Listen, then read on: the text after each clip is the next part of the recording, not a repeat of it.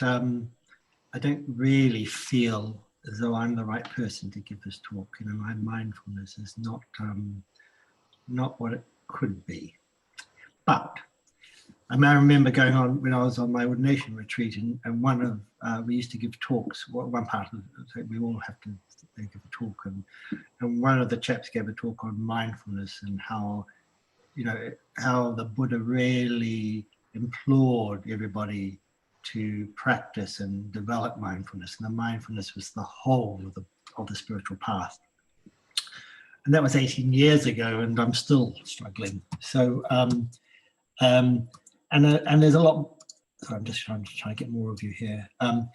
There's a lot more people that are more qualified than I am to talk about it, I'm afraid. But anyway, I'm going to give it a go.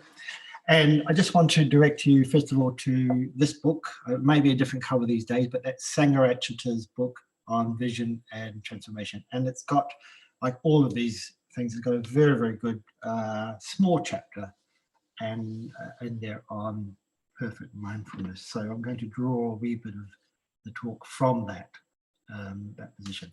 I'm going to actually share a screen with you and take you through other presentations. So if you bear with me for a second, and we will,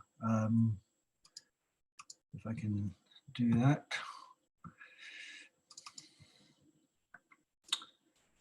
Right, what do we want to do here? Good, so the talk we've come up with is Life is Happening, Be There, and Buddhist Mindfulness. And just to remind you, as Ratnaprabha has done, it's part of a series of talks that we're doing on the Buddha's Eightfold Noble Path, and we're up to number 7. And although it's called a path, or traditionally it's angas, which are limbs, I actually think that maybe the lotus, the kind of unfolding of the lotus, is more representative of this teaching. The kind of, as we, each kind of aspect is unfolding from developing the other aspect. So they're all interconnected. Each, you know, perfect emotion affects perfect effort. Perfect effort affects our actions, our speech, our livelihoods. And today we're going to be looking at perfect mindfulness. And mindfulness you find everywhere in the Buddhist teachings, everywhere. It just seems to be, here it is in the 5 spiritual faculties, right in the middle. So in the 5 spiritual faculties, we're balancing our energy, our outward energy with our internal energies. And we're balancing Shraddha with Prajna, with faith, with wisdom.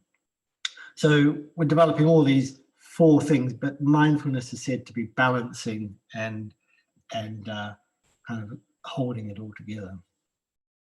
The 7 factors of enlightenment is right at the beginning. The first thing we need to do is develop mindfulness. You know, before we can get anywhere on the path, basically, it's mindfulness. And of course, also an ethical practice. Right there in the middle of our ethical practice, with mindfulness, clear and radiant, we purify our minds. It's quite interesting, that connection with ethical practice, I think, with Sila. So it's at the beginning, in the middle, at the end, right when we first come to the center, is the mindfulness of breathing, the metta bhavana. Yeah. It's the first thing we learn. It's the first thing that Bhante put there at the very foundation, in a way, of the whole of our exploration of the Buddhist path, is this idea of developing awareness, the mindfulness of breathing, the metta bhavana. And of course, it's there in the Buddhist teachings as well, in the Dhammapada. It's kind of trying to push us towards, by means of energy, mindfulness, self-restraint, and control, let the man of understanding make for himself or herself an island that no flood can overwhelm. So what is mindfulness? Hmm? Well, it's everywhere these days. You'll see it everywhere in secular mindfulness. And this is a little image I picked up from a secular mind. And basically, it's quite interesting, really. But in today, it's like a panacure for the ills of the world. You can get anything from mindfulness. You can get it to smell the coffee, or a light bulb moment, or to get your work done, or to make money, or unlock something. Yeah, it's the ability. It's sold as the ability, the essence, in a way. That actually, if you actually sit down and learn mindfulness somehow, you can have the world. Again, here this image is a kind of secular image of a key to success, a key to unlocking the door. Yeah, so another little image I found, which I found quite amusing, is this one here. You've probably seen it before somewhere. The chap or the woman taking a dog for a walk, and you can see what's in the chap's mind. You can see what's in the dog's mind. And isn't it how much we fill ourselves? Our minds are full of something that actually we don't see. We don't see what the dog's seeing. We don't see what's there, in a way. It's just, we're so cluttered. Our mind takes us, we're somewhere else, in a way, somewhere else. So in a way, the essence of mindfulness is, how do we bring ourselves fully back into this moment? So really the question, as Bante puts it, is probably what we understand more than anything is what unmindfulness is. And in a way, if we can understand what unmindfulness is, it gives us a clue to being what is mindful. So what is unmindfulness? Well, here you are. I don't know if you recognize these, if you've read these books, or you may know somebody you think is a wee bit like this as well. But these are some of the perhaps qualities that we recognize as unmindfulness. Or this kind of, these constant times when we can't quite connect with what we're meant to be doing. Yeah.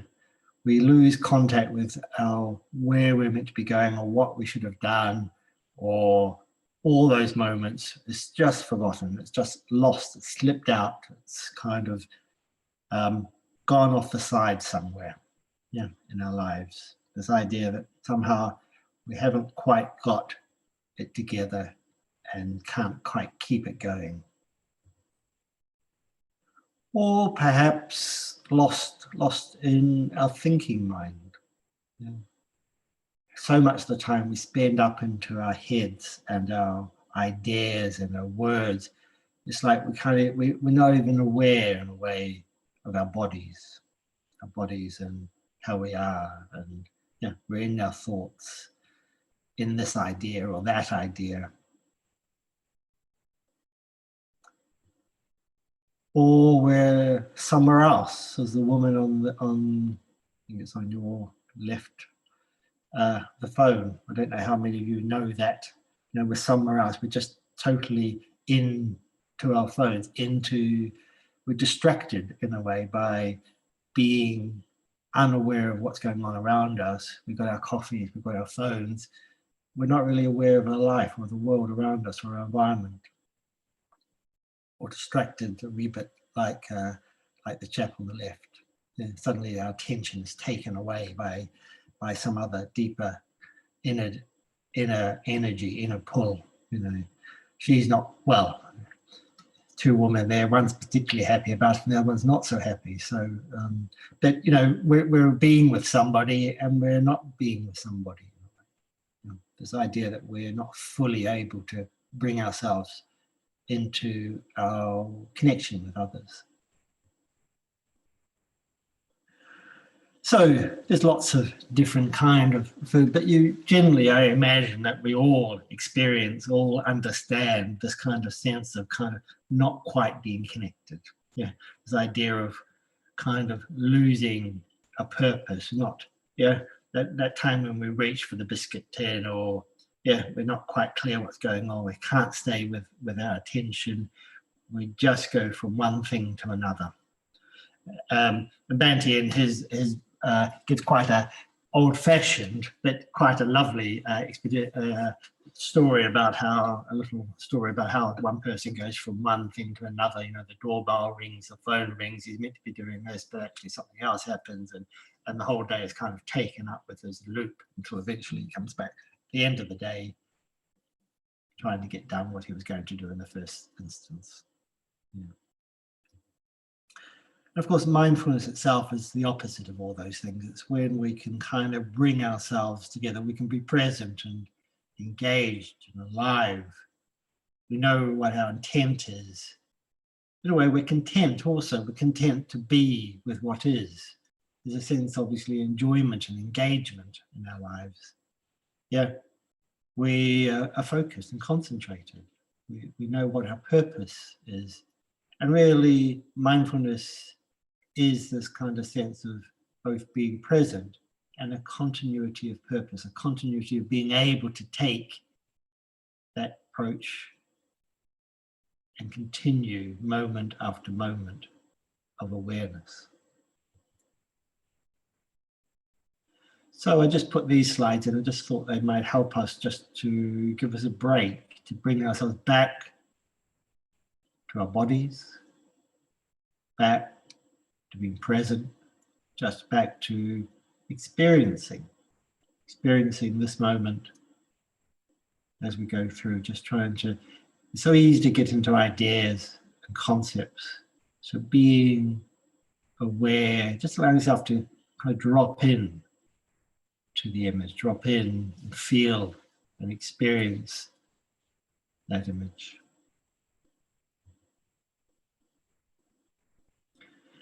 Mindfulness means maintaining that moment by moment awareness.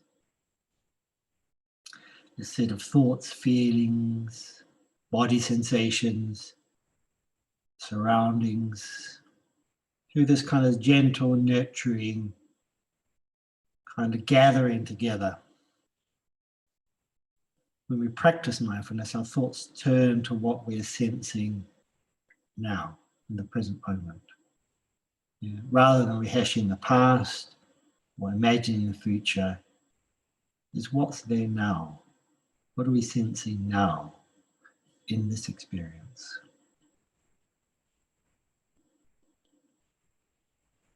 Smrti, or in the Pali Sati, is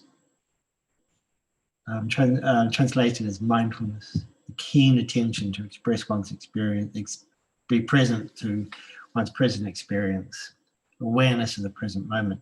But it also has this other aspect, this recollection, this memory, this recalling to mind quality. Yeah, this memory which enables us to recollect, and without it, we cannot really experiencing anything fully. So mindfulness is not just about being present to the moment. It's also about reminding ourselves, remembering that our intention is to be present, and then being present, or seeing where we are. Yeah.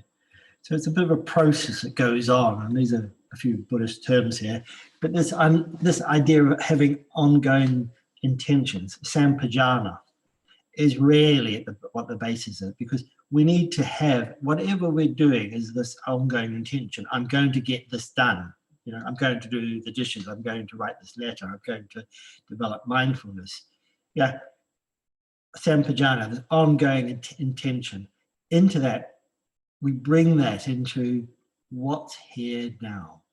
What's our experience now? What is it that we're experiencing? What's here now? So I think, you know, just in the meditation, we sit down and we think about meditation, and then we sit down and we close our eyes and we connect and we say, what's here now? Yeah. Once we understand what's there, we start to get a glimpse of what's there. We can understand, well, whether it's helpful or unhelpful. Yeah. Is this experience leading us to being more connected with ourselves or less connected with ourselves? So we're basically experiencing, we're evaluating, we're recollecting what's here now in relationship to our intention, in relation to our purpose. Once we've done that, we then reflects back into our ongoing intentions, and then we decide how to work with that, what to do with it. Yeah, can we develop it more? Are we in a space where we just need to connect more with the body, more with ourselves, or is our mind taking ourselves off somewhere else? So you need to understand what your experience is, whether it's helpful, unhelpful, and then make a judgment based on what our purpose is to decide what to do. And then we go back to what's here now. So there's this kind of loop going on. But the loop, in fact, is about understanding our experience in relationship to our intention, our purpose. Yeah. So mindfulness, you could say, is this kind of state of recollection. Yeah. It's kind of being undistracted from your purpose. It's being kind of, you set your purpose and you're able to fulfill it. You're able to connect with it and keep going with your purpose.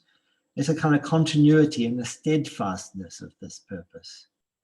And it's got an element of concentration, of being able to stay with, be present, be connected.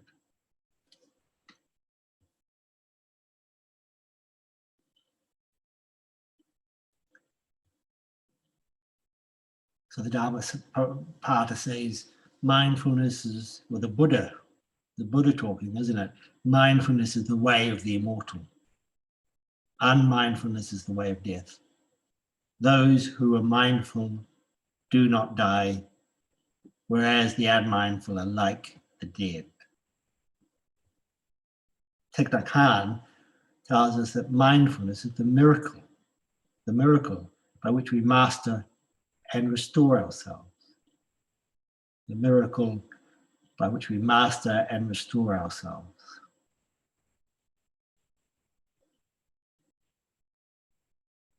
And tucked right deep into the Pali Canon is the Buddha's teaching. Now, in perceiving a form with the eye, a sound with the ear, an odor with the nose, a taste with the tongue, an impression with the body, an object with the mind. He cleaves neither to the whole nor to its details.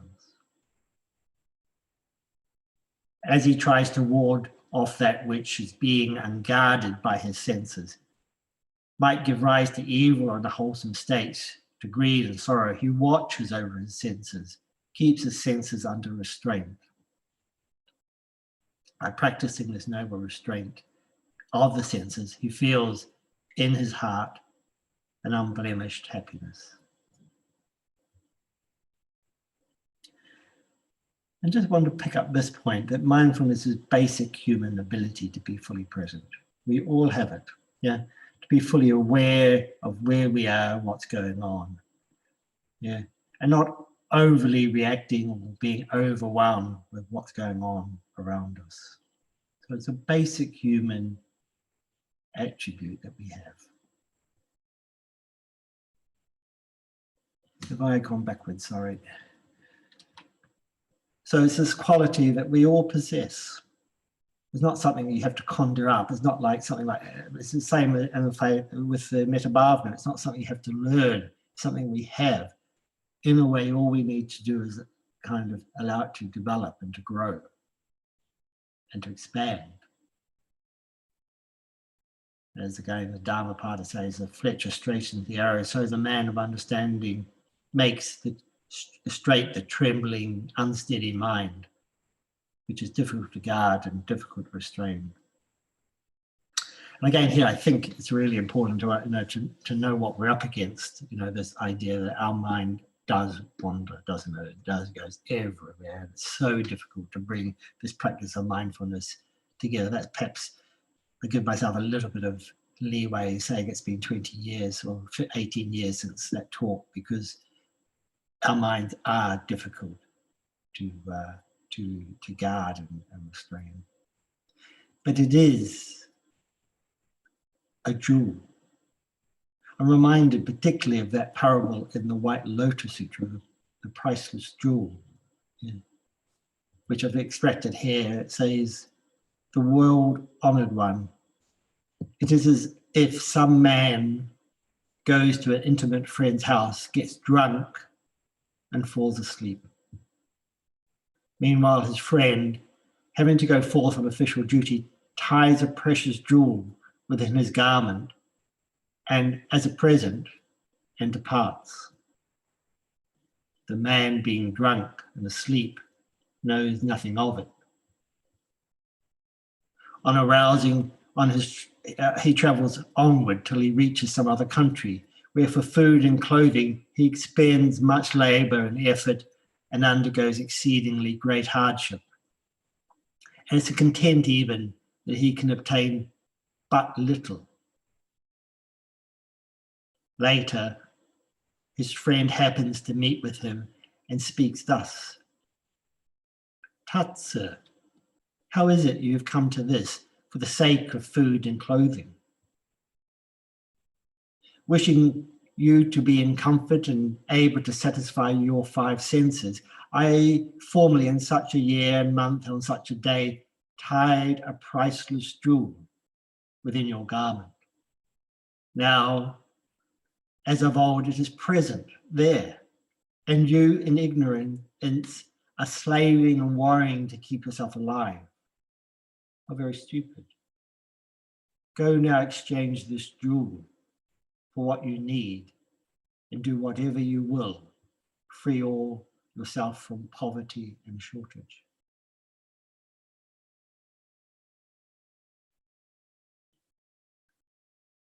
This quality of mindfulness is a quality that we already possess. Yeah. It's there, it's a jewel within us. Often though, we don't use it, we don't even aware that we're using it. And this lovely image of the lotuses unfolding, some lotuses are bud, they're unaware, but as we become aware, we unfold into our lives in a way. And this is quality of bringing ourselves, unfolding. I think the lotus is a lovely image in terms of mindfulness. It's not a path image. It's not something you kind of you can get as a goal. It's a kind of unfolding process, of unfolding, softening, opening process. And it just reminds us that it's not either awareness or no awareness. Yeah, it's a range of awareness that we're talking about. Yeah, and it's a range of awareness from normal, maybe what we might say is unawareness, to an area of mindfulness, then to an area of pure awareness. It's a gradual process. We're working from being with very cluttered minds to minds that are increasingly liberated and freed from our habitual reactivity and preconceptions of how things are supposed to be. It takes place from being a dualistic to a non-dualistic state. It's not the categories are sharply delineated. There's kind of many variations, gradations. It's almost you can't actually say where the next stage is, where it expands. It's like has so many gradations, and we can just simply sometimes glimpse flashes of it with differing degrees of depth and clarity. So in normal awareness, we're unaware of being aware. We're kind of just focused out there on the subject, out there on the world somehow. We're not even aware of ourselves. Yeah, we're kind of just kind of responding without any awareness of how it's affecting us. As we start to develop mindfulness or meditative awareness, we start to develop this kind of awareness of how we are in relationship to the object. Yeah, we start to become aware of being aware. We look at the nature of awareness itself. And we kind of think, well, there's something watching, there's us watching, and there's something out there being watched. Yeah, there's this kind of dualistic approach. The experience of awareness recognizing itself. And then as we go deeper, as we expand, we start to lose that duality. The duality goes, and it's just pure non-dual awareness. Yeah. Non-dual is the essential quality, in a way, of awareness, that kind of open awareness. So day-to-day awareness, normal awareness is day-to-day. Sometimes it can be very little awareness, get lost, unaware. And basically it's the awareness that guides our activities is actually quite cluttered. Yeah, it's quite messy. It's kind of mixed up. We go about our days filled with ideas of what we want, how things should be, and we react to responses to what we like and what we don't like. It's as if we're wearing a different pair of glasses without knowing it, and have no idea that these kind of filter obscure our depth and our direct perception. When we start to become a little bit more aware, yeah, we start to get the sense of we're both facing inward and outward, and recognizing awareness as a quality of mind itself. We become aware of ourselves. We become aware of our experience. We become aware of our responses and our actions and our non-actions, our habits, our views, how we inhabit the world. We become aware, perhaps, of the filters and the projections that we bring. And we can become aware that we can start to let go of those filters, ideas and projections. And as we do that, there's this kind of less mental traffic between us and our perception. There's fewer concepts and ideas. It's as though there's more space, more distance from within which we can see things. There's more perspective, in a way. We're aware of things, but because of the distance, we're not so kind of disturbed or attached to the ideas or the experience or the projection or the thoughts or the feelings. No longer narrowed by unawareness and forgetfulness or lack of memory or expectation. Whatever we see, touch, taste, smell, hear, has greater clarity, sharpness, enlivens our interactions. Mindful or meditative awareness is a kind of steady awareness, introducing us to look at awareness itself. But still, both normal and mindful meditative awareness has this kind of dual experience, this kind of experience of me here, experiencing something out there, experience of awareness, recognizing the world. When we get and start to drop into pure awareness, we drop into what is known as pure non-dual awareness. So direct perceiving, a direct being. There's no separation, in a way, between you and your experience. And so there's this grid of our experiences and this kind of range of experience. You know, when we're unaware, we kind of feel closed and separate and reactive. And there's a lot of thinking going on. And as we develop awareness, as we become more connected with ourselves, we feel more open, connected, aware, creative. In a way, we're more immersed in our experiencing. We're more alive to our experience.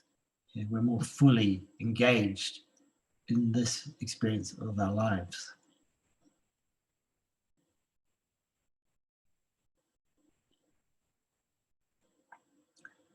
So mindfulness is being alive to our life.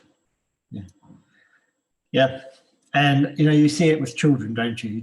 You kind of marvel at children, how they're just so engaged. So yeah, this little chappy here is packing up his belongings to go back to New Zealand. And he's just delighted, isn't he, to be in the box and to be in the world. Yeah, just kind of absolutely engaged. Yeah. And even outside of Buddhism is saying, you know, the message is living in the moment is also called mindfulness. It's a state of active, open, intentional attention on the present, on our life, on being present, of being alive to what's now, what's present. Yeah. And again, the Buddha reminds us, the mind, it's frivolous and difficult to control. It kind of flits from one alighting on whatever it pleases. And so it's good to tame the mind. Tame mind brings happiness. Again, this idea of actions have consequences, of the benefits of ethical mind. So how do we practice mindfulness? How do we bring ourselves to our lives?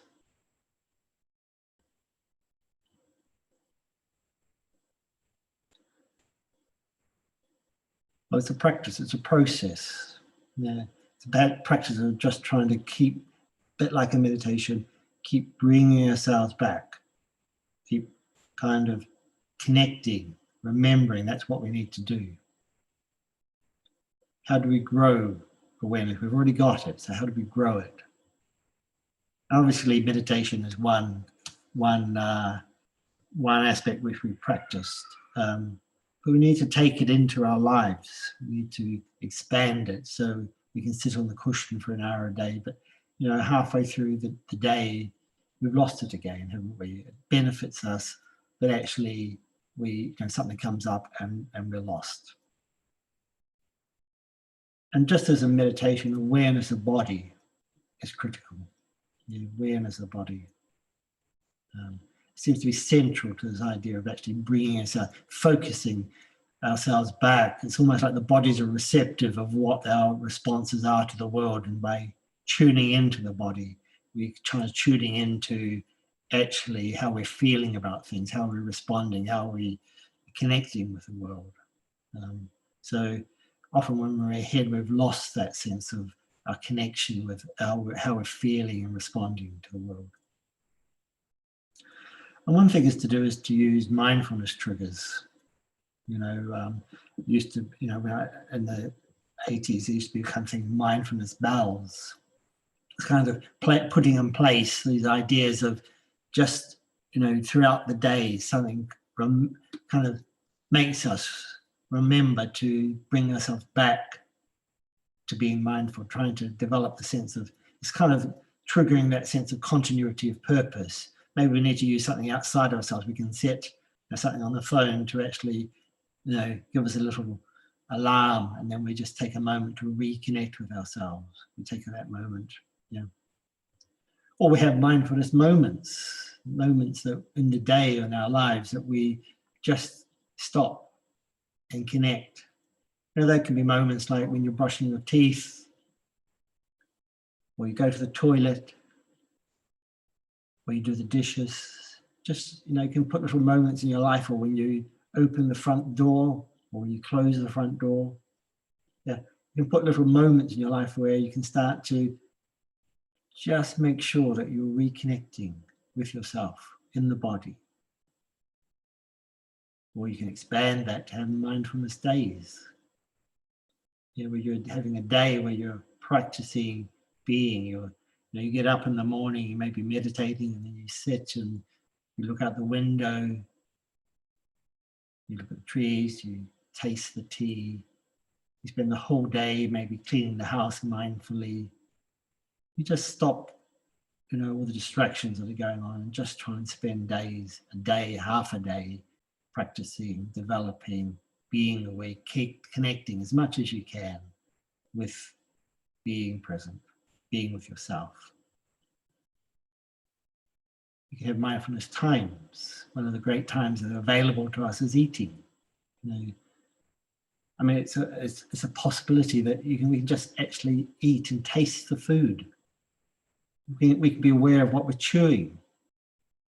Often when we're eating, we're kind of doing something else, or watching this, or filling our mind, or blah, blah, blah. But actually eating, you do it 3 times a day. You can actually spend the time using it as a way to practice mindfulness and actually tasting and feeling. It's amazing. I've been trying to do this recently. It's amazing actually what it's like to taste the food, taste what we're eating. It's a pleasure. We can, be mindful when we walk. One of the things I recently heard on the radio was this chap kind of talking about, particularly as you grow old, your kind of shoulders bend over, and he was talking about putting an orange, imagining you have an orange between your shoulder blades. And you're kind of having to hold the orange back behind your shoulder blade. And I've been trying to do this when we go for a walk, kind of walking and trying to remind myself that I've got this orange between my shoulder blades. I'm kind of holding that thing there and being in the body and walking. It's amazingly successful. I thoroughly recommend taking your orange out for a walk. We can be mindful and aware when we're with a friend. When we smile, when we cry, when we work, when we dance, when we live. It's about actually a continuity of purpose, about wanting to develop mindfulness, wanting to be alive to our life, about being present. That's really what makes the difference.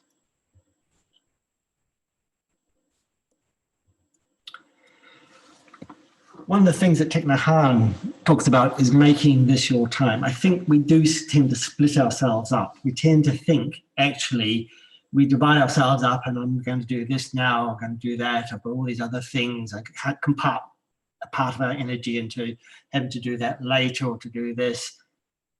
We think we need some time to ourselves. But the idea here is to make this moment, your time. Yeah, this moment in your life, your moment. So when we're eating our food. Or are we eating our thoughts? We can meditate for an hour, that's good, but it's actually nowhere enough. You've got to practice meditation as you walk, in your moment, when you stand, in your moment, when you lie down, in your moment, when you sit, when you work. You've got to practice being alive to your life when you meet a friend, when you meet your mum, when you meet a stranger. You've got to practice being present when you eat, when you wash your hands, when you're washing the dishes, when you're sweeping the floor, when you're drinking tea.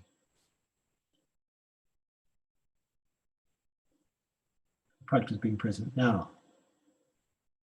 How are you? Where are you? Are you connected? This moment is your moment in your life. How often do we do things just to get them done? Yeah. That means actually we're incapable of living during the time when we're doing that task. Yeah. We're doing it because somehow we need to get it done, but we're not alive, we're not present to our life, not present to doing it.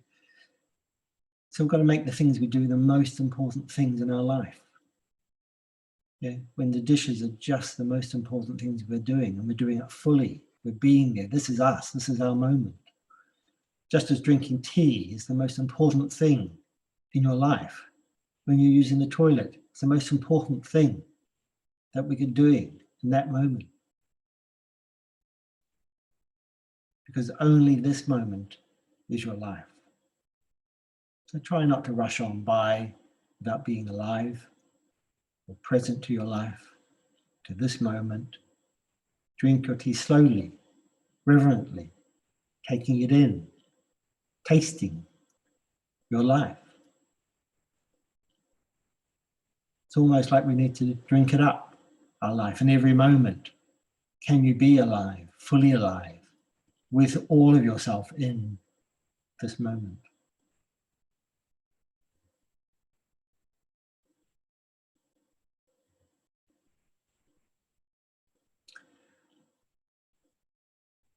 And as we become more aware, there's this question that Zen Koan asked, doesn't it? What is the sound of one hand clapping? What is the difference between the taste and the taste bud? Of the awareness and the experience? So if we're aware, if we're thinking, be aware of thinking. If we're angry, it's us, ourselves, we're angry, allowing ourselves to be fully present to our anger. When we're happy, again, being fully present to our happiness. When we taste, we are that taste. When we have a certain thought, we are that thought. So don't chase it away. Just be aware. If we separate ourselves into unacceptable and acceptable, into them and me, then how can we be whole? Each experience, each moment is us, is our life. So we need to learn to be our lives, to be fully aware to what's present in each moment.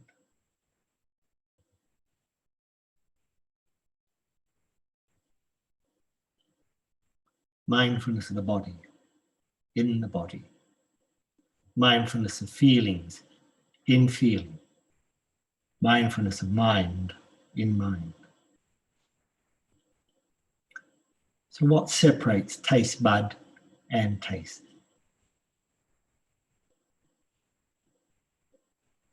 What is the sound of one hand clapping?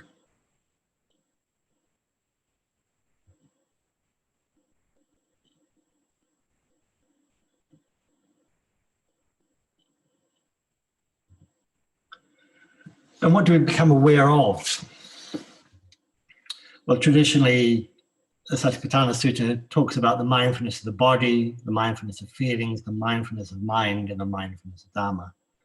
But I'm just going to take us through briefly before concluding about Bante's in that book, the five vision transformation, which he puts 4 levels of mindfulness, and very similar in a way, but not quite the same. Awareness of things, awareness of ourselves, awareness of others, and awareness of reality. So awareness of things. And basically Bhante is asking, Thangarachar is asking, how aware are we of things? How aware are we of things around us? Yeah. If he talks about, there's a lovely thing about it, he talks about if you want to paint bamboos, first you need to see bamboos. Yeah. Really looking, really seeing, really becoming one with the bamboo. You become, in a way, you look so well that you absolutely, in a way, line yourself with the bamboo.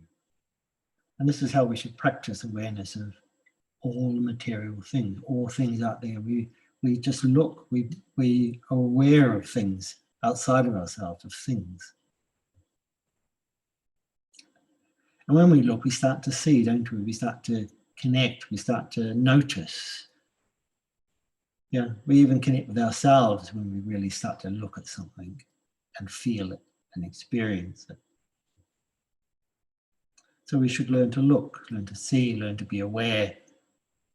In this way, become supremely receptive.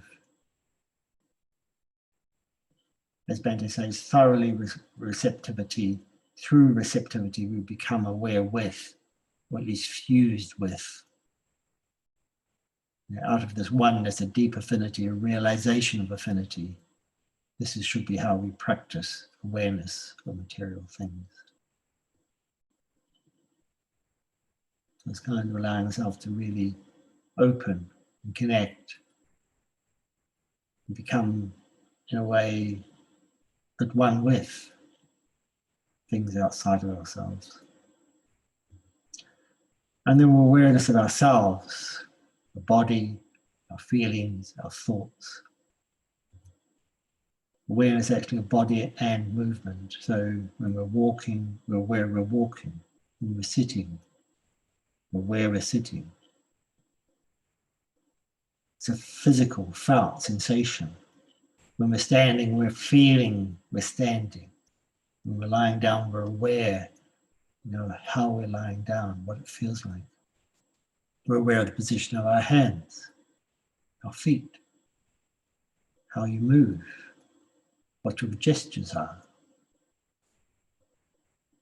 Awareness of our feelings, our emotional life, aware of whether we like this or we don't like that, skillful states of mind.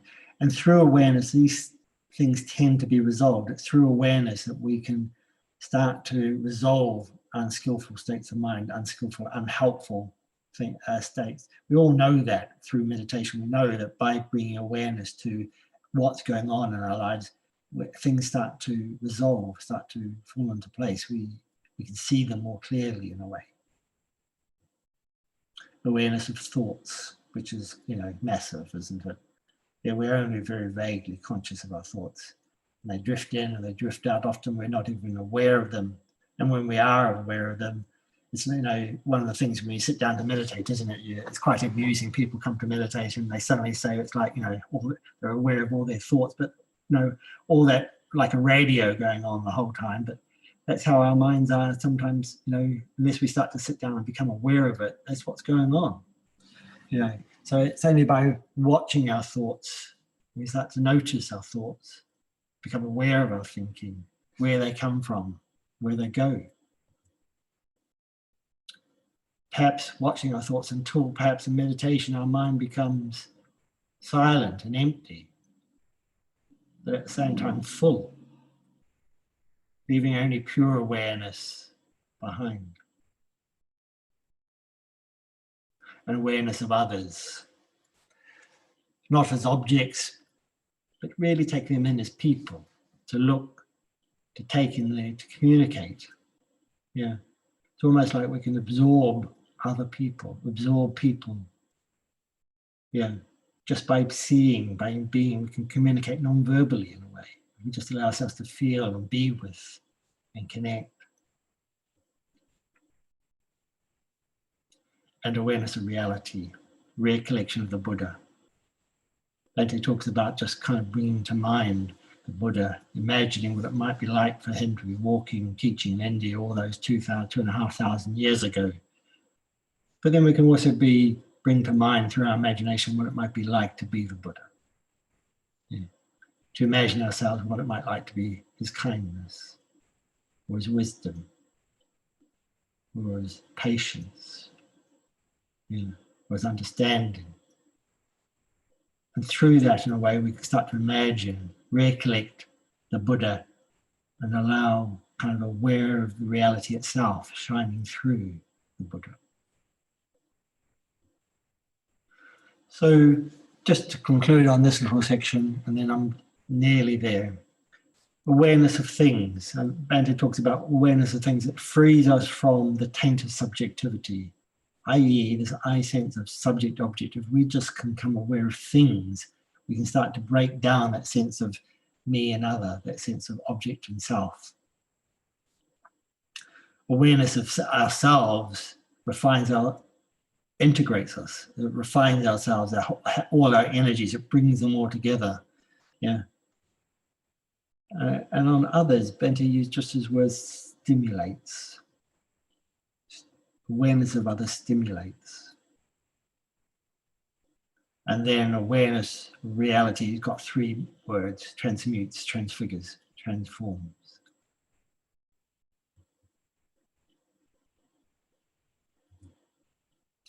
Just want to go back to remind us the nature of awareness. I'm just going to conclude with a quote from Dilgo Khyentse Rinpoche.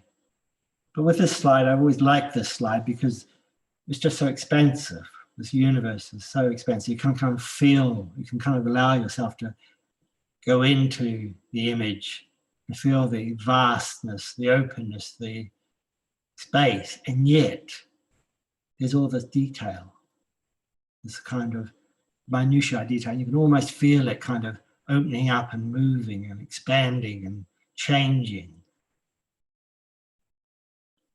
Just allow yourself to enter into it somehow. He says this mind has no form, no color, no substance. That's his empty aspect. Yet mind can know things and perceive an infinite variety of phenomena. That's its clear aspect. The inseparability of these two aspects, emptiness and clarity, are the primordial, continuous nature of mind. Its ability to see emptiness and yet to have this kind of clarity of the minutiae detail, this kind of vast space, but within it, the detail, the color, identifying things. At present, the natural mind is obscured by delusions. But if the obscuration clears, you'll begin to uncover the radiance of awareness.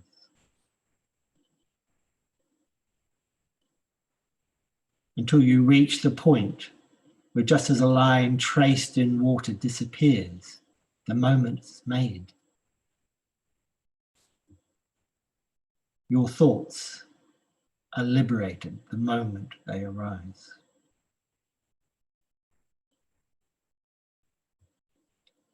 When awareness reaches its full extent, the ramparts of delusion have been breached, and the citadel of the absolute, beyond meditation, can be seen once and for all.